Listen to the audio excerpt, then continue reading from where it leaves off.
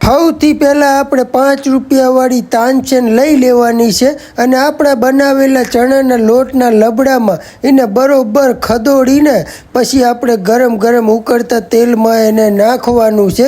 ત્યારબાદ પછી બીજી તાનસેન લેવાની છે, એને એવી રીતે ચણાના લોટના લબડામાં બરોબર ખદેડીને પછી પાછી એને તે આપણે ગરમ ગરમ ઉકળતા તેલમાં નાખવાની છે।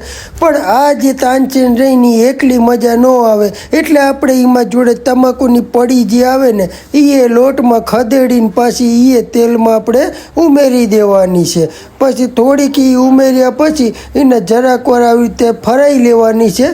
ફરાવશો એટલે શું છે કે બે બાજુ એ બરોબર પાકી જાય, કાચી ન રહે। હવે થોડીક જ વારમાં તાનસેનના ભજીયા રેડી થઈ જવાના છે।